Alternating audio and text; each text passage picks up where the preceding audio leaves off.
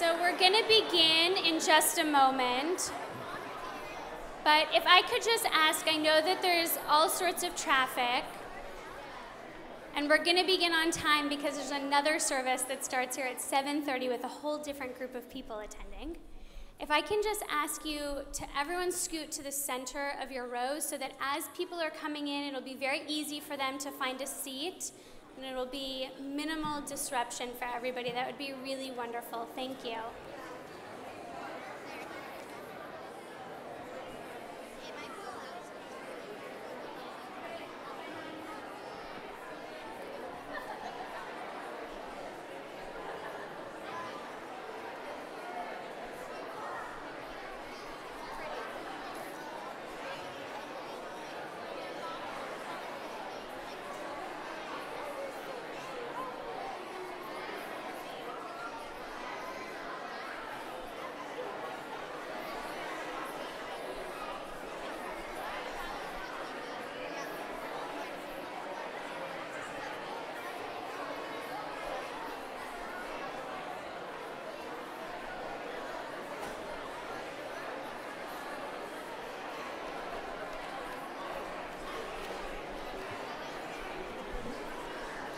Shabbat Shalom.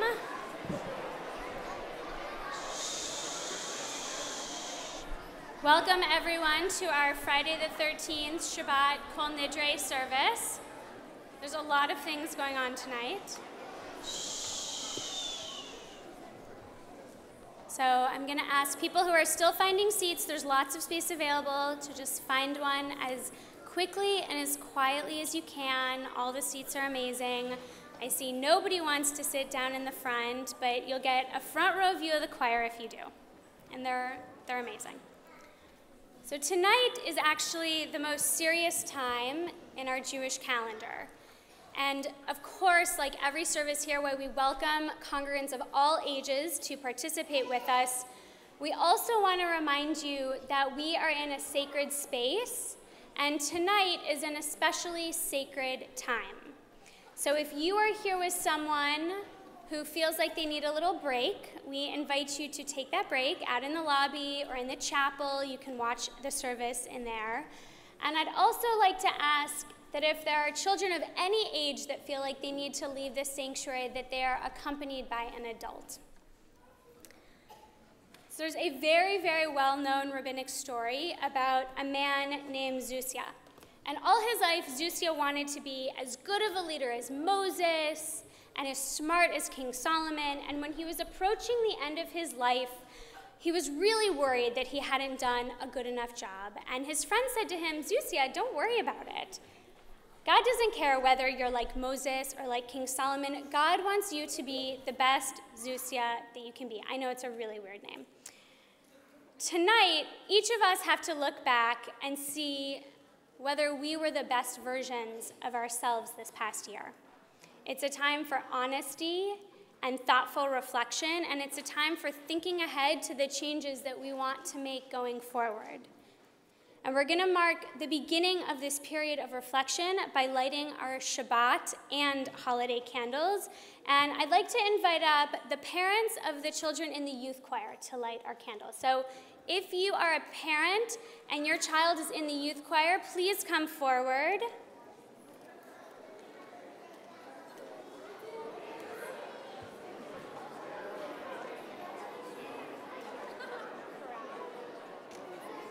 Okay.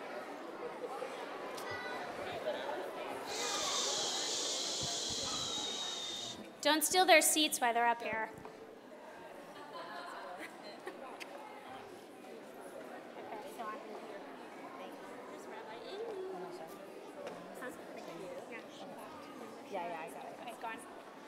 Baruch atah Adonai Eloheinu melech haolam asher kitshanu b'mitzvotav v'tzivanu lihadlik ner shel Shabbat ve'yom tov.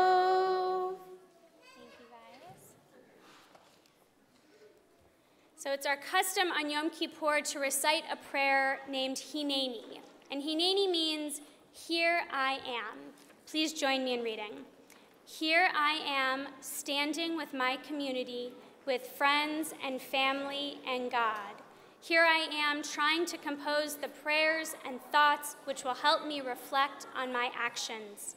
Here I am, knowing that the mistakes I made in the past will not always define me, that I can rise above them. Here I am, hoping that my passion for truth, peace, and justice will enable me to be honest and truthful in my prayer. Here I am, just like Moses, who said, "Here I am," when God called to him from the burning bush. Like Moses, we too are saying, "Here I am," willing and open to embrace the change which await us. Here we are, standing together as a community, ready to begin our own process of transformation. And I'm so excited that tonight you're going to be introduced to a few more of our amazing and talented kids. As we prepare to recite Kol Nidre, I'd like to invite up Jenna to sing and Zoe to play the piano. I'd like to invite up Nathan to blow the shofar, and I'd like to invite Olivia, Dylan, and Trevor to hold the Torahs.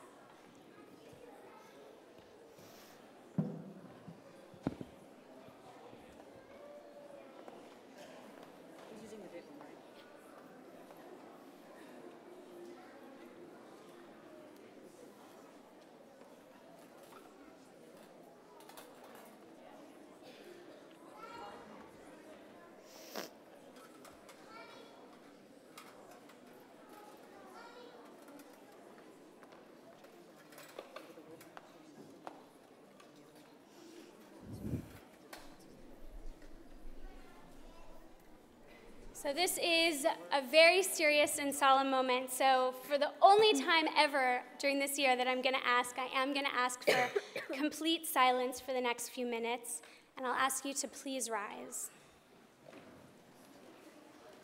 We read together, "We publicly state that we will try our absolute best to live up to all of the promises we will make between this Yom Kippur and next Yom Kippur. But if we are unable, please forgive us and allow us to start over."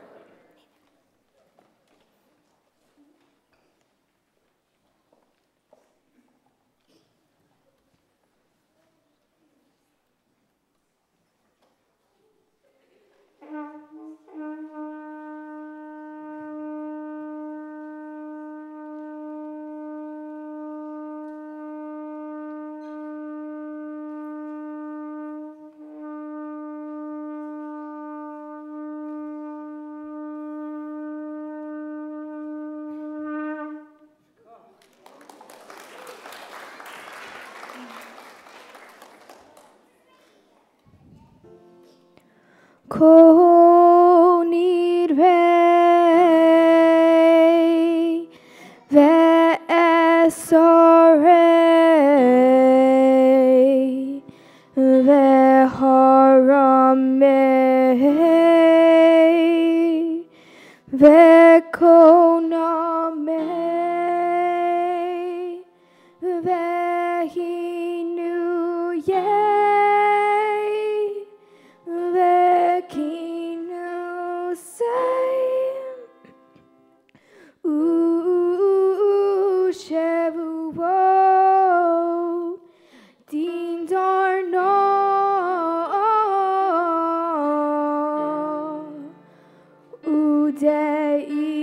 Deish tabana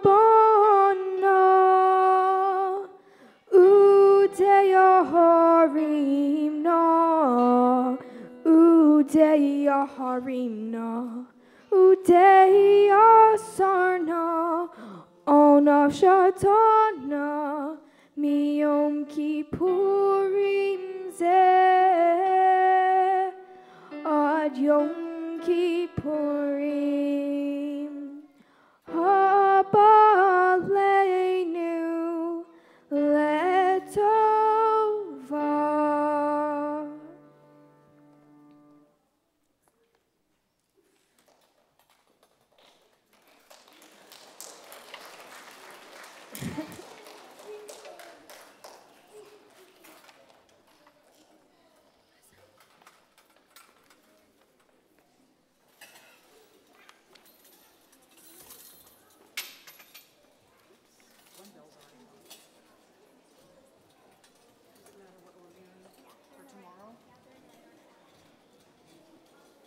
You may be seated.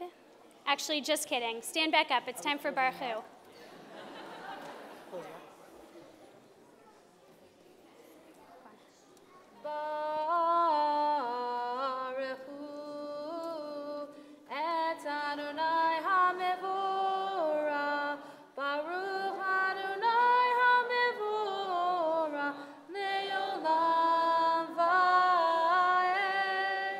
Okay, now you can sit down. In Pirkei Avot, we read that the world is sustained by three things: by truth, by justice, and by peace. By truth, because it's up to each one of us to speak truthfully about the situations that we encounter. By justice, because it's up to each one of us to work for justice. And by peace, because it is the responsibility of each person in this room to help bring more peace to their communities, their families, and the world. We continue with Shema. Shema Yisrael, Adonai Eloheinu, Adonai Echad, Baruch Shem, Shem Kevod Malchuto, Le'olam Va'ed. We continue with Ve'ahavta. Ve'ahavta et Adonai Elohecha bechol levavcha uvechol nafshecha uvechol meodecha vehayu hadvarim ha'ele asher anochi mitzavecha hayom al levavecha Vishinantam levanecha, v'dibarta ba'am, b'shiftecha b'veitecha, uvlechtecha v'derech, uvshochbecha uvkumecha, ukshartam leot al yadecha, v'hayu letotafot beinenecha, uchtavtam al mezuzot beitecha uvisharecha. We sing the words Pitchu li sharei tzedek avovam odeya. Open the gates of justice for me so that I can enter. Please join us in singing.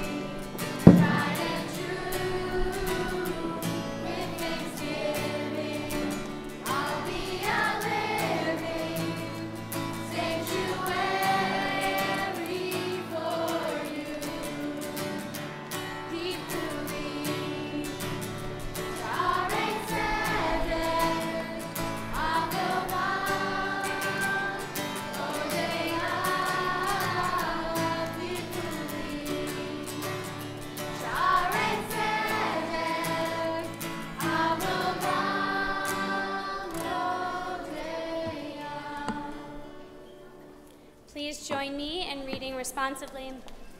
During these holidays, we say, on Rosh Hashanah it is written, and on Yom Kippur it is sealed. This means that each of us has a little bit more time to say our I'm sorries before tomorrow is over. Which of us will say sorry in a way that is real And which of us will say it in an insincere way? Which of us will try our hardest to share what we have, and which of us will want to keep it to ourselves? Which of us will include others? And which of us will allow only certain people to play with us? Which of us will change our behavior for the better, and which of us will go back to our old ways? When we say on Rosh Hashanah, it is written, we mean that each one of us chooses for ourselves to take responsibility for our own behavior. When we say on Yom Kippur it is sealed, we mean that our actions and our choices are permanent. Even when something is forgiven, it may not be forgotten. In this year, may we let the still small voice within each one of us be a guide, so that we can make choices which will increase the joy and love we bring to the world. As we recite Hashkivenu, a prayer which thanks God for keeping us safe during the evening, we acknowledge that we are thankful for so much, for warm houses or cool houses when we want them to be cool, for cozy pajamas and comfortable blankets, for white noise machines and loveys and stuffed animals, for the knowledge that we are safe and protected through the night while our bodies and our minds are resting. Please join us in singing Hashkivenu.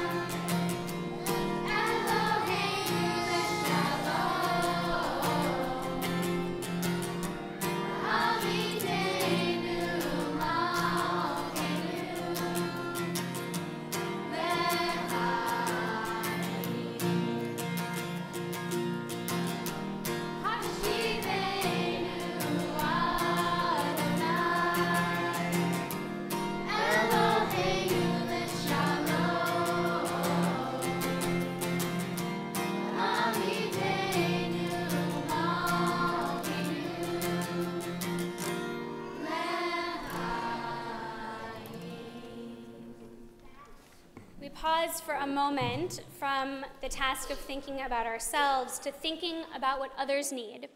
We think of those in our community, both those that we know personally and maybe those that we've just heard about, who are struggling physically, spiritually, or emotionally.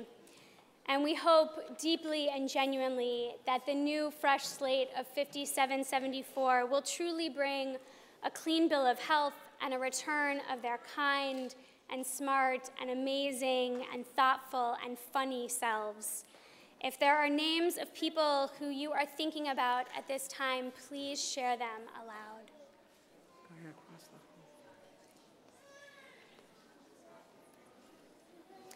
We also think of Reuben Freed, Harold Burlack, Joyce Snyder, Linda Joy Tacconi, Barbara Miller, Jackson Blumenthal, Sylvia Schneiderman, Carol Fetterman, Faye Kagan, Marcia Lieber, Dale Cowan, Gershon Lewis, Roxanne Davis, June Wexler, Mary Kahn Tuchman, Jean Perlis Strauss, Janine Pierce, Julie Lowry, Blossom Trussman, Nicole Liban, Helen Strauss, Dan Kogan, Trula Marcus, Larry Rosenstein, Rick Leslie, and Hannah Freya Epstein. We also pray for healing for those who struggle against addiction and alcoholism, and we pray for courage for those in recovery. Misha Berach, Avotenu v'Imotenu, Avraham, Sarah, Yitzhak, Rivka, Yaakov, Rachel, Valea, et Hacholim ha'ele. May the one who blessed our biblical ancestors, Abraham, Sarah, Isaac, Rebekah, Jacob, Rachel, and Leah, bless and heal those whose names we have mentioned. May their health be restored and their strength revived. May they have a complete renewal of both body and spirit. And we all say together, Amen.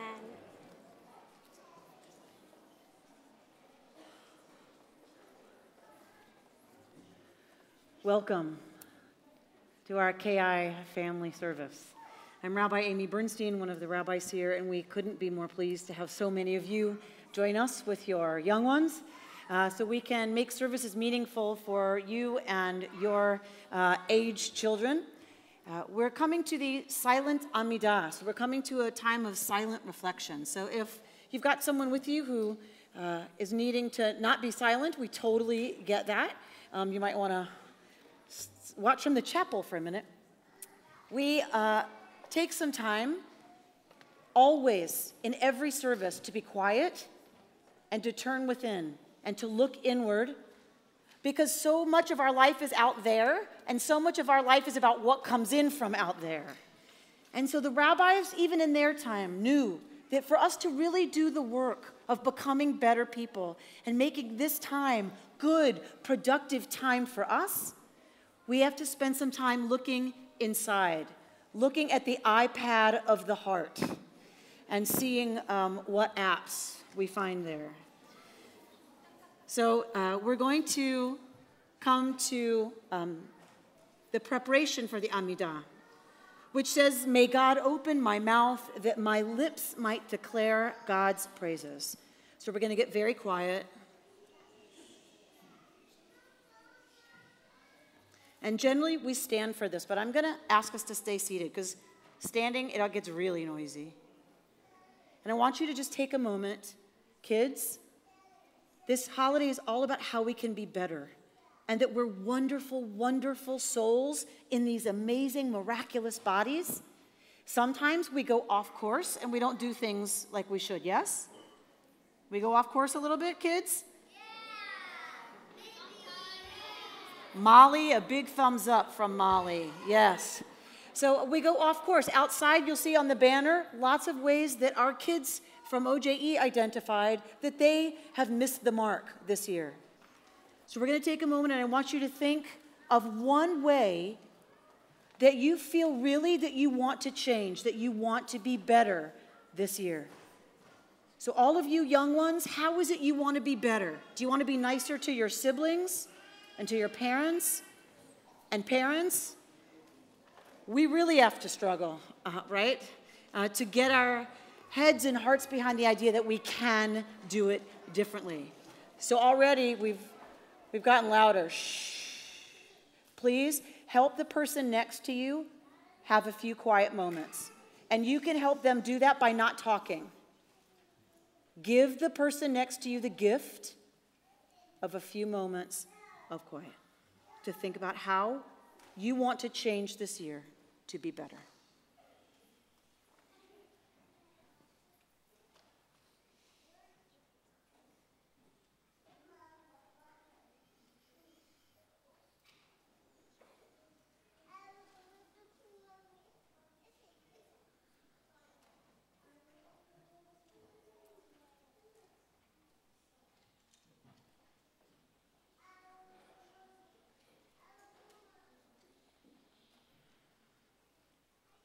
That was a wonderful gift you just gave each other. Now look at the person next to you and say, "I know that you can do it."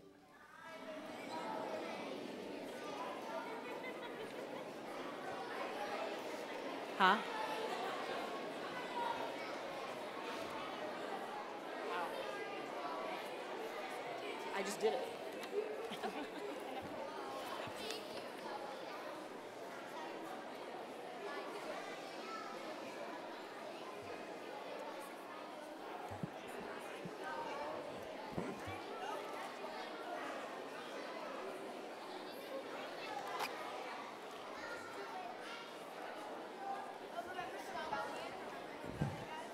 Please join us in singing Shalom Rav.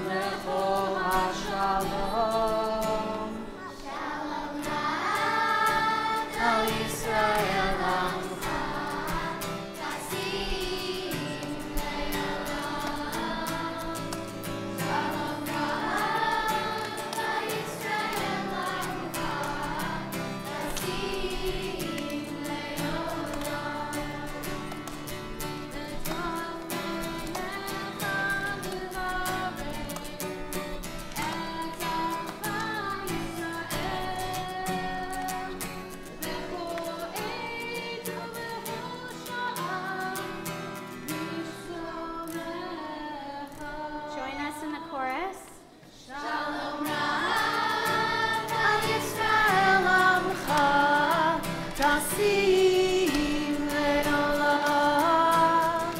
Shalom Rab al Yisrael amcha, tasim le'olam. Tasim le'olam. So I'm going to do something sort of risky. I'm going to tell you a story about food. So once there was a little boy named Elijah. And Elijah lived in a pretty normal town where some people had a lot of money to buy things and some people did not. And Elijah's family was one of the families that did not have a lot of money. Sometimes they even had to skip breakfast or lunch because they did not have enough groceries to last them through the whole week.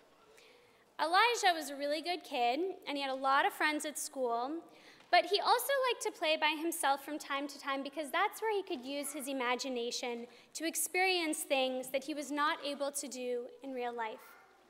One day, Elijah was playing outside in the front yard after dinner, and he had gathered a huge pot and some rocks and a big stick. And as he was playing, a neighbor walked by and said, "Elijah, what are you doing?"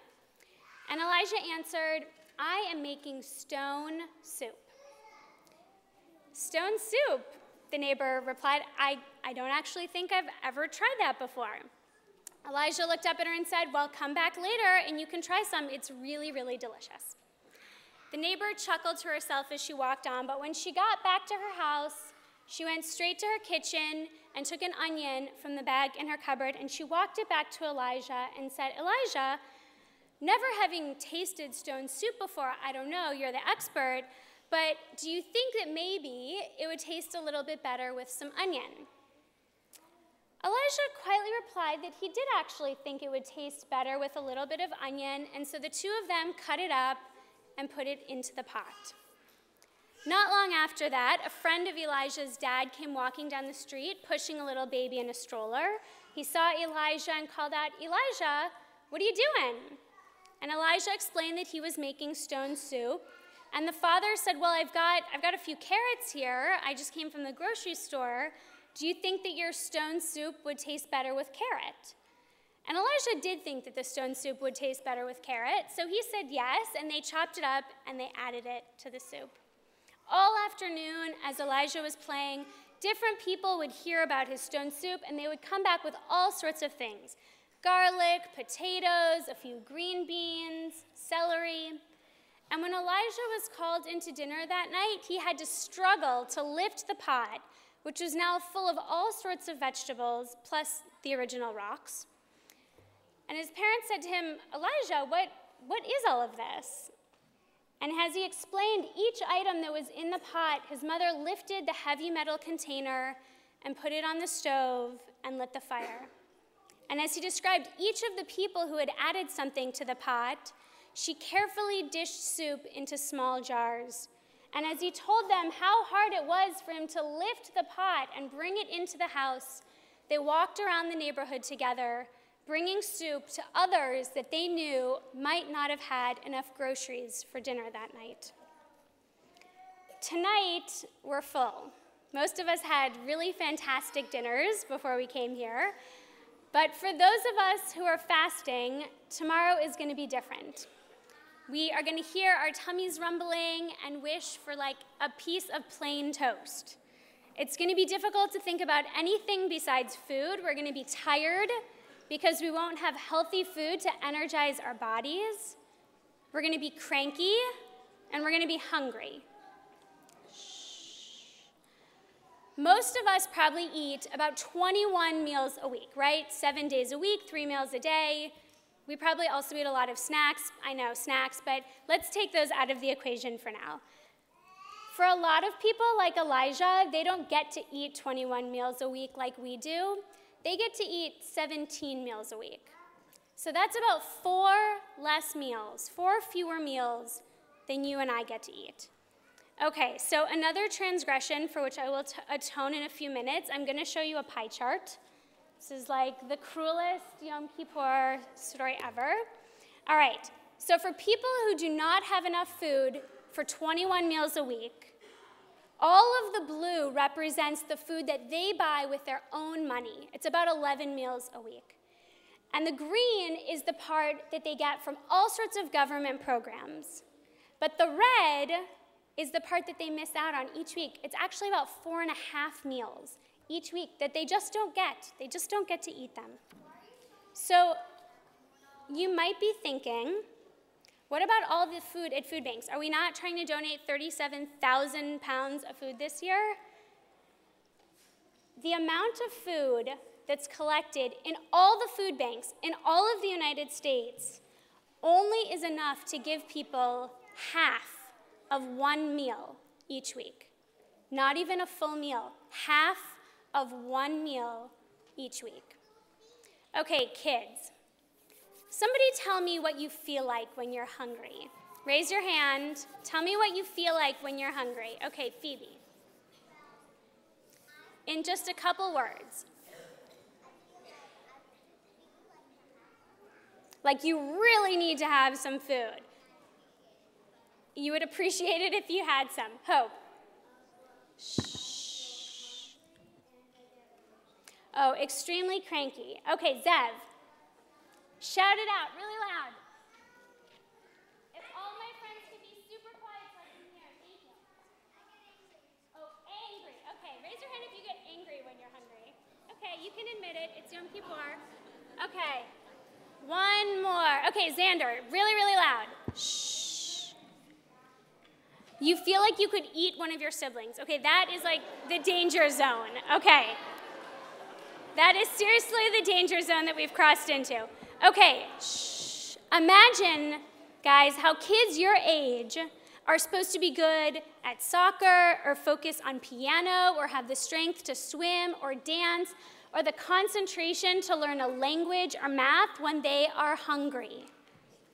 This year at KI, we're focusing a lot on hunger, and I want to tell you about 2 things that you can do.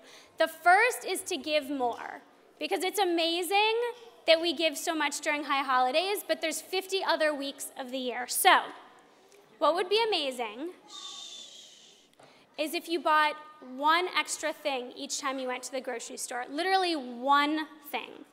It would be so great if when you got to religious school each week, when Alice and I greeted you, you got out of the car, thanked the person who came you, said I love you, closed the door nicely, all of our rules, and then held up a can of tuna or a bag of rice or a box of macaroni and put it in the food barrels that are in the lobby. That would be amazing. The other way that you can give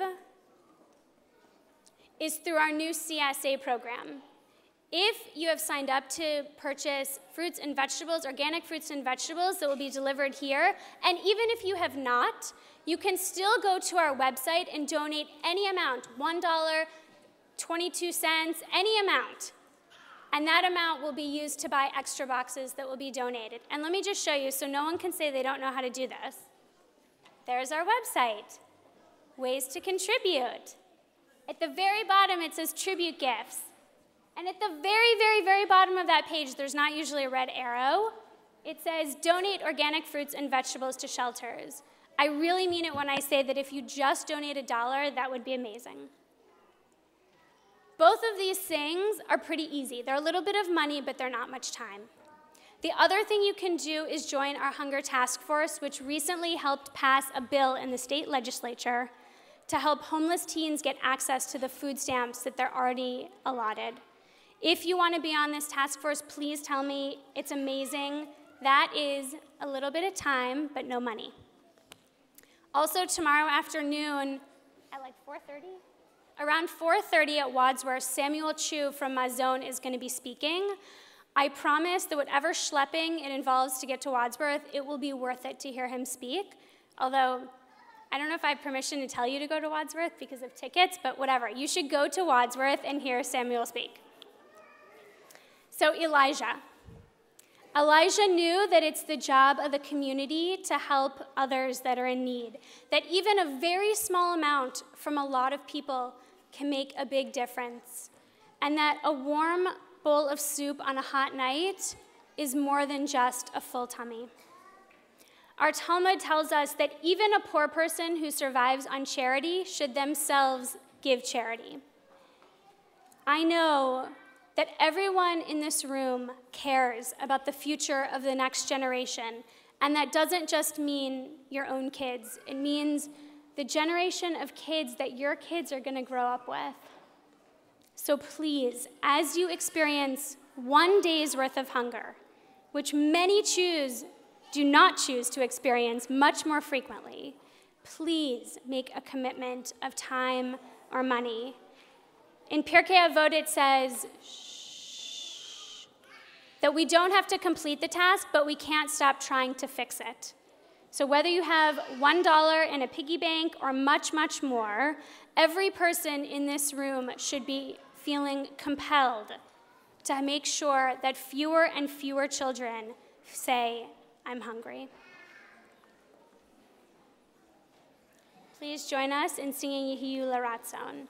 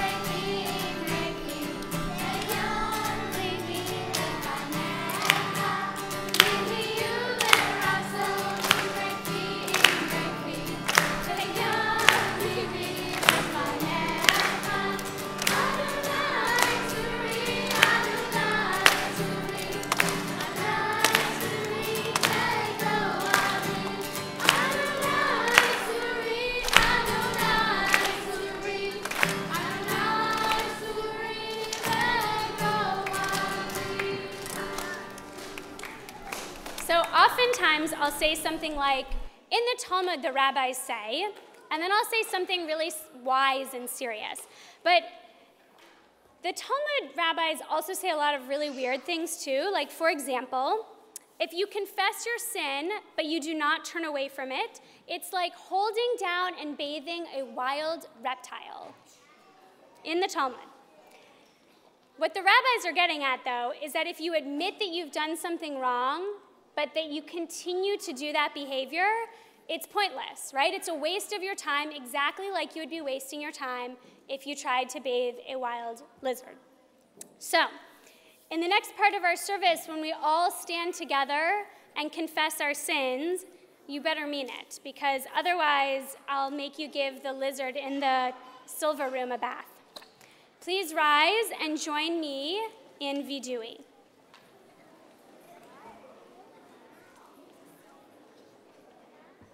We read together, our God and God of our biblical ancestors, Abraham, Sarah, Isaac, Rebekah, Jacob, Rachel, and Leah, may our prayer come before you.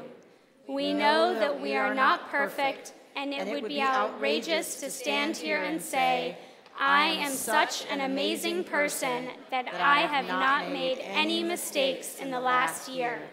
Instead, we stand together and acknowledge the things we have done over the past year which have hurt others. Please join me. Ashamnu, Bagadnu, Gazalnu, Dibarnu Dofi. Ay, ay, ay, ay, ay, ay, ay, ay,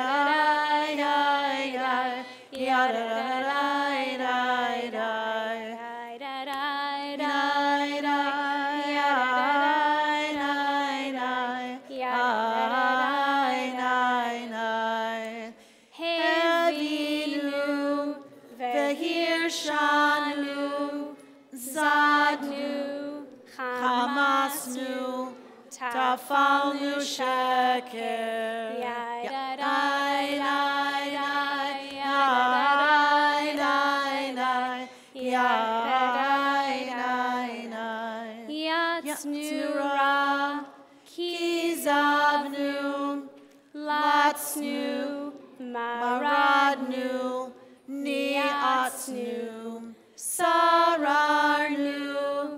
Avinu, Pashanu, Sararnu, Kishinu Oref.